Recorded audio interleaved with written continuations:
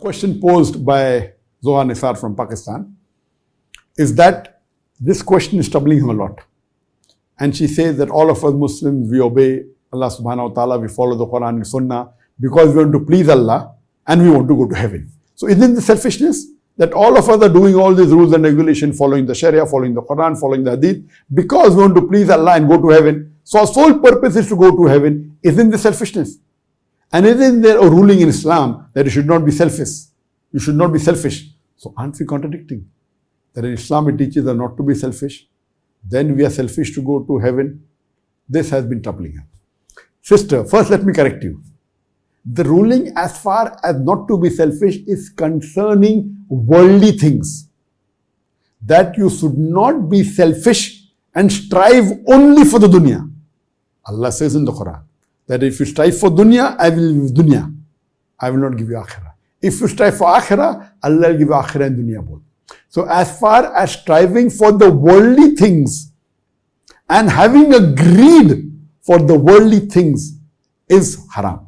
But striving for worldly things to earn a living is not haram.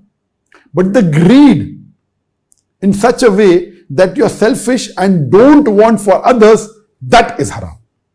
But just striving for worldly things, which is a requirement, you're striving for earning a salary, which is a requirement, is not haram at all.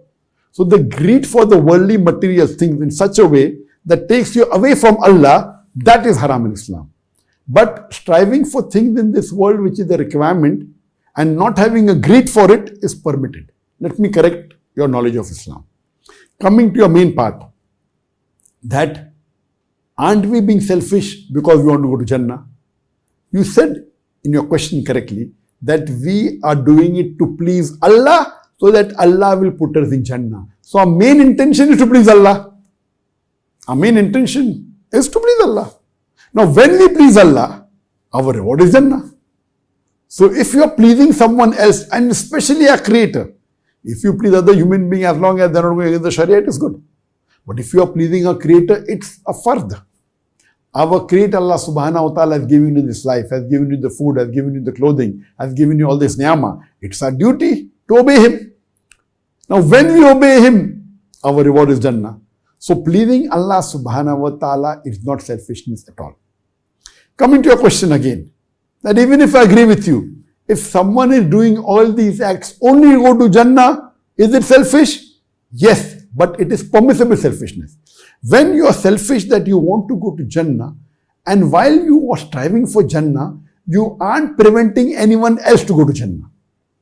If you prevent others from going to Jannah, even you should not enter Jannah. So the rule of entering Jannah is that you try, besides you striving for entering Jannah, you strive others also to enter Jannah. So when you want to go to Jannah and you want to strive others to enter Jannah, no way is it called selfishness. If you say only I will go to Jannah, I will not allow others to go to Jannah, that is selfishness and that will not take you to Jannah. If you are striving to go to Jannah by offering salah, by giving charity, by helping the others, yes. At the same time, you also have to strive for others to go to Jannah. You cannot tell others, don't give charity, don't offer salah, only I will offer salah. So if you say only I will offer salah, you don't offer salah. I believe in Tawhid, you don't believe in God. Then that is called selfishness and that will not take you to Jannah. You're doing something which is haram. You're believing in Tawhid and asking others to do shirk. That will not take you to Jannah. So the Islamic concept of pleasing Allah is, Allah also says that besides you going to Jannah, you should do dawah to others and get them closer to Allah subhanahu wa ta'ala, get them closer to Islam, do dawah even to the non-Muslims, even to the Muslims, you do Islam. So in no way will it be called that if you are obeying the commandment of Allah and you are entering Jannah, in no way will it be called selfishness. Selfishness means exclusive for yourself and not for others. So your definition of selfishness is wrong. So if you understand the definition of selfishness, all your problem will be solved. Number one, if you are doing it for yourself without breaking the Sharia rule, selfishness for the requirement which is there and which is not agreed, even for worldly things, that's acceptable. You are selfish that you are working hard as long as it is halal earning so that you earn money and you feed your family, it is allowed. But if it's a greed that you are doing haram things to earn wealth so that you can store it, it's haram. As far as obeying Allah, it's a fard. Following the Quran and the Sahih Hadith is a fard. Is it selfishness for akhirah? In no way. Even if I agree, it is selfishness that is taking you and for others. So the moment you do for others, it's not counted as selfishness. So no way will I call it selfish. Selfish means exclusively for yourself.